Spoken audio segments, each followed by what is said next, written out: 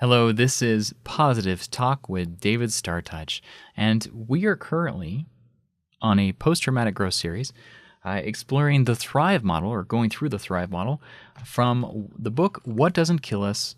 The New Psychology of Post-Traumatic Growth by Dr. Stephan Joseph, Ph.D., one of the leading researchers in post-traumatic growth. And to start with my credentials this time early instead of later, for those who are just tuning in, I'm a PhD candidate in psychology, concentration in cognitive neuroscience and philosophy, as well as some research methods. And I'm also a clinical master's level clinician, counselor, and I do crisis counseling at my local ER, helping people in crisis states get the help they need. I am licensed in the state of Colorado, but I do not do therapy, and this is not therapy. This is intended as a kind of a guided self-help through one of the most revolutionary books that I've found on post-traumatic growth. And I am also a certified professional coach. I work with people individually. We're doing these videos. I work with people who are at the end of launching their hero story to help others, as well as I do something called bulletproofing, where I work with attorneys to help bulletproof their clients, to handle cross-examination, or people who are simply have to be in court and endure verbal and character attacks during difficult situations, and to come through stronger in the end. And so that's another part of what I do. So that's me. We're currently on number one, stage one, signpost one, there we go, of the Thrive model. This is part 3. If you're just tuning in, please start at either episode 1 or episode 2, as the 1 is an overview and episode 2 really builds in some safety nets and some protective factors to support you through this process. I am bringing my skills as a coach and former professional yoga instructor, where I worked helping people reduce stress. I guess also I was a stress consultant for a long time, so we'll bring that in there. And I will be providing some additional resources in the comments. If you're listening to this on SoundCloud, iTunes, or our website, know that we've also got this posted on YouTube. And if you would like, you can, I really love this. Feel free to write down your comments, suggestions, or thoughts, and go to the YouTube where this is, and go through and post your comments. Now, one of the reasons why we're doing this on SoundCloud, iTunes, and doing audio versions is we know video eats your data plans. But if you want to listen to this on YouTube, that's also why this is there. We want to provide a multi-platform option for you to just consume this content. And from my own healing of trauma, and anxiety, and dealing through this with my own hero journey, embracing the Thrive model, I found myself thinking, where was this when I was going? I would have loved to have someone go through and read it, because I actually had the issue with PTSD where I had difficulty reading. My flashbacks and brain would just wander. And what I'm really hoping to do with this series is to provide we're doing this in 21-minute maximum segments, so that you have digestible content and you can re-listen to them. So when you're learning a language, 15 minutes is sometimes great little increments. And when I was teaching community college, I try to break things up, teaching psychology, into 15-minute chunks, because people can process. Now, obviously, I have introductions and some closings here. We're at thoughts and other stuff. But 20 minutes, 21, I find, is a nice, perfect number for attention. And you're going to find it may wane. Your attention goes here and there. But that's why I recommend going through this process with a journal and a notebook. Just, again, write down notes, thoughts, and questions. If you need to take a break, pause it, but note the time. Just write it down. Write it down on that piece of paper so you can come back to it. Also, you can use this as a tool later. I have my own process that I created, the Survivor to Hero Reboot program, and I use this in my own life constantly. And I've done it so many times that now I can just jump back to individual steps, because it's like a 7-week program that I can just jump into step 2, step 3, maybe week 7, and just do particular exercises because I've gotten down. This program, I hope, will also serve that guide for you. And if you haven't done so, check out and go to the YouTube, and we've got the link on Amazon for this book, and you can follow along. You can read this. You don't have to just go off the audio pace. It is there to kind of pace the content so you can listen to it over and over and process in an auditory way. and again, get my expertise and interjections to support you. We will be doing separate videos, I decided, on some of the self-care things that he's talking about, which is entirely in my wheelhouse. And he's suggesting yogis do this, or practitioners. Well, yeah, and I was a teacher of this, so I'll definitely be giving you my best stuff on that. That will be a separate series on, I'll do the meditation, then we'll kind of have talks on self-care. You're going to see that also in the Grace, Hope, and Strength channel on YouTube. Definitely follow that notifications, because that area we're going to be talking about relationships, fashion, money, just joy, things that bring you alive in your life again, activities. And I really want to encourage you to post comments there and suggestions about things you would love, so we can keep doing content that is supportive on your thriving journey. Again, this series is on Survivor Hero TV because we're covering the psychology aspect. Feel free to recommend others. Yes, there is a system behind my madness. And I thank you again for joining me on this journey. All right, we're going to get started again. And so get your warm beverage, your drink, whatever pauses if you need to. And here we go. People often find it easy to imagine being compassionate towards others. But when it comes to themselves, it's more difficult. Begin by thinking about how would you feel toward loved ones who are suffering. Imagine that they are feeling as you do right now. How would you feel towards them? Try to actually experience the kindness, warmth, understanding, and wisdom that you have to offer them. Now imagine looking at yourself as if you were in the picture. Imagine the look on your face as you feel compassionate toward your loved ones. Imagine the tone of your voice. How do you sound? Try speaking out loud as if you were talking to them, and listen to your compassionate voice. Now, think about what you would say that expresses your concern and warmth for those individuals. Imagine that you are helping them think about ways to move forward without judging things. What is it that you want to say? Take some time practicing this compassionate image of rehearsing to yourself. This compassionate image of yourself, rehearsing the words that you would use to express yourself to loved ones, but do it to yourself. When you're ready, introduce that compassionate you to the suffering you, the self-critical, avoidant you. Practice offering yourself the same compassion you would give to someone else. When you notice yourself lurching into being self-critical, shift back into your compassionate body state and offer yourself the same understanding, warmth, kindness, and wisdom. By learning to be compassionate to others, we give ourselves the ability to soothe ourselves and to calm our rattled threat systems. This ability is vital to our moving on, but it requires practice. Whenever you have 5 minutes to spare, picture yourself as the compassionate person of your imagination. Some people feel they need to be deliberately tough on themselves. For them, being compassionate would be a means of lowering their standards. But in truth, being compassionate is nothing more than offering yourself the same warmth, wisdom, and understanding and kindness that you would give to somebody else. These basics will give you a foundation to build on, allowing you to begin to move from adversity. But remember the rule. You are in control of your own rate of progress. So, if doing any of the things described here begins to feel overwhelming, just stop. And when you begin to start up again, always move forward at your own pace. Once you feel that you're ready, you will need to begin to confront your memories and to deal with your emotions. Here's some guidelines for taking this step. Be aware of the triggers.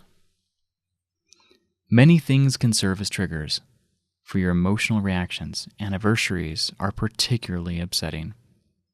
Christmas, birthdays, and other memorable occasions can also be distressing, as can anniversaries of bereavement.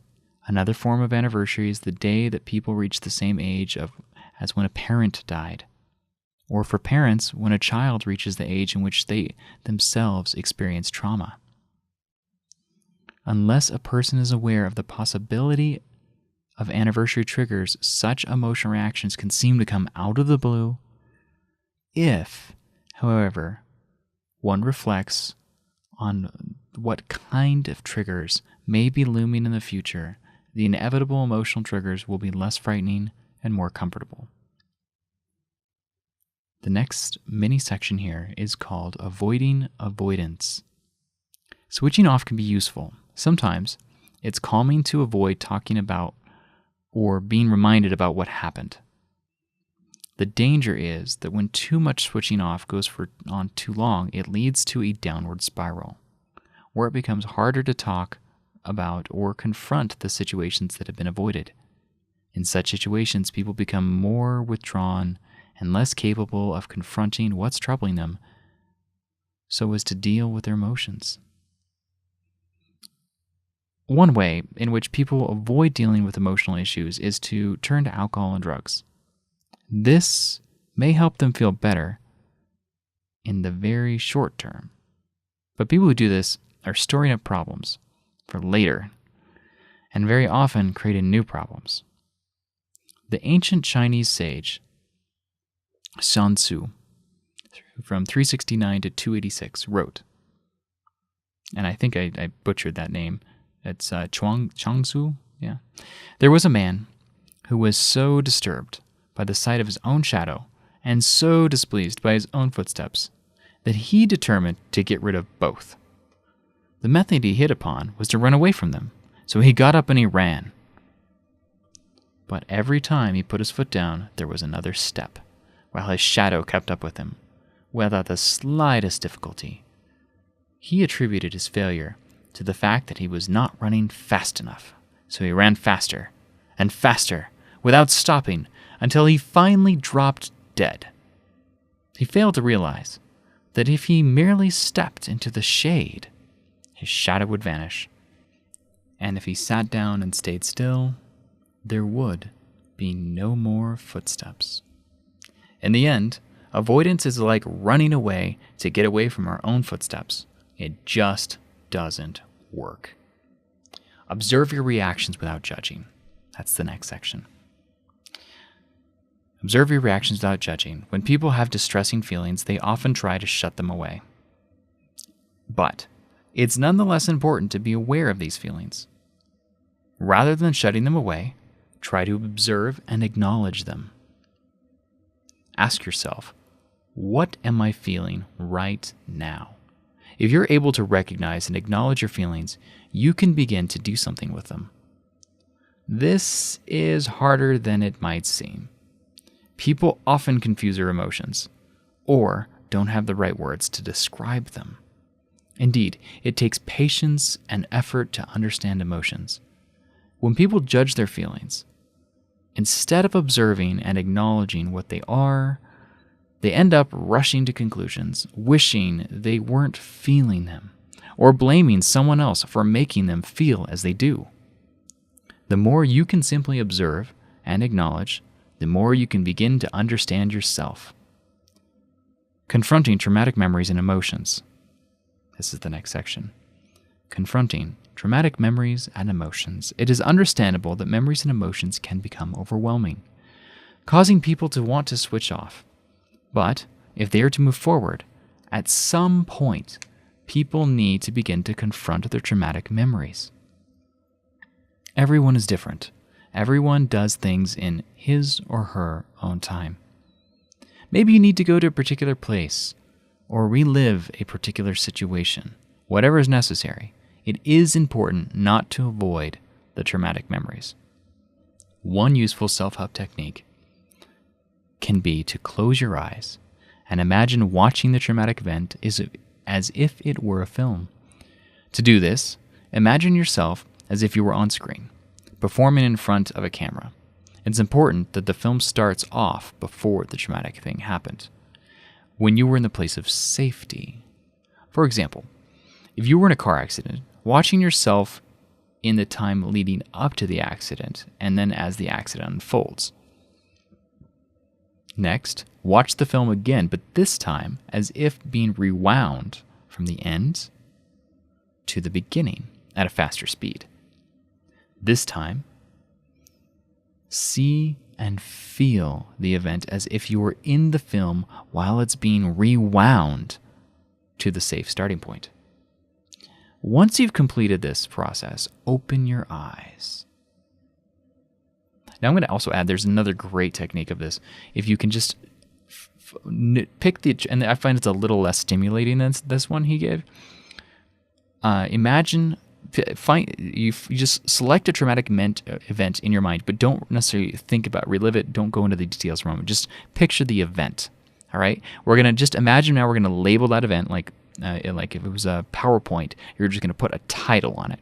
Okay. It's a still frame. Put a title on that picture. And now, so the picture is in color. You've got a title above it. Now I want you to imagine draining all the color out of that picture to make it a black and white photo. And then begin to shrink it down until it's the size of a postage stamp. It's a tiny little thing, black and white into postage stamp. I find that worked really well for me to begin to take some of the emotional edge out of it. But rewinding backward, it would also be helpful once I think you've done this, because you would then begin to have the event of the full trauma and less random triggers would show up, so that his method's a little more complete, but I think it has a little more risk. So if you want to avoid the risk of a severely traumatic event, try the postage stamp picture thing first, then once you're comfortable, then do the rewind as a film. Okay. Next section is to connect with others. Take some time to be with family and friends. This can be difficult. The first reaction to trauma is often to withdraw from others. So, you might have to resist this first reaction to make sure that you can mobilize your social resources. But you also might need to choose your social support wisely, in addition to making sure that you share enough information with others so that they understand you. You need to understand them. Adversity can change people, and family and friends might not respond positively to such change. Family and friends might want the best for us, but change can upset the dynamics of the relationship. Jane, for example, left her husband 6 years ago because of his heavy drinking. It had become a problem in their relationship. One of their close friends at work, Simon, was a source of support. Simon and his wife, Jeanette, would invite Jane to dinner every so often. Jane would tell them about any dates she'd been on. But when Jane met Robert, things were different. The relationship seemed to be going somewhere. At last, Jane felt she had finally met someone with whom she could share her life. Jane arrived for dinner arm in arm with Robert and looking forward to a great evening. Expecting Simon to be welcoming, Jane was shaken by Simon's hostility towards Robert. Although the evening started well, after a few glasses of wine, Simon started to make jokes at Robert's expense. The fact was, Simon had been comfortable in his role as Jane's intimate confidant, and he was now threatened by the possibility of change. Afterward, Simon was as surprised as anyone about how he'd behaved, but he hadn't thought through what the change had meant for him, and the situation unexpectedly triggered deep feelings in him. Sometimes the nature of what people have experienced means that those around them don't understand and don't have the resources or the knowledge to be helpful. Because of those difficulties, people find it useful to meet up with others who have had similar experiences. Survivor groups can be very helpful, whether they are set up by survivors themselves or run by health professionals. When run well, such groups can offer real sources of support, belonging, connection, and the opportunity to be with people who've had similar experiences. People can learn from each other and who are all working together toward change. The next section is turning into your emotions. But before I begin that, I want to also caution you to choose your support groups wisely. And if you feel a group is not being supportive and they're tearing you down rather than lifting you up, then that is a sign you might need to walk away. You might have actually outgrown the group, or the group's no longer fitting. And we're actually going to stop there before we go to this next section, turning into your emotions. And I want to just take a moment to say thank you first for showing up and doing this work. I know it's a lot. This is, let's see, the fifth episode now, and we're moving along very quickly, very well. And I just hope you're taking notes and posting any comments because we're going to probably do a follow-up once this area is complete. We're almost done with this first section. I know it's long, but this is a slow process sometimes of doing the work. So again, please subscribe on our YouTube and do comments, do list notifications. You want the notifications when the next videos hit, because that's also when I think we're going to be doing the audios. Whether you're listening to, let us know if you're listening to this on SoundCloud, iTunes, or the For Everybody Here website, wherever you found it. We'd love to know how you're getting the resources, as well as any questions or comments you have. This is David StarrTouch signing off, and thank you so much for being a part of this with us. Namaste.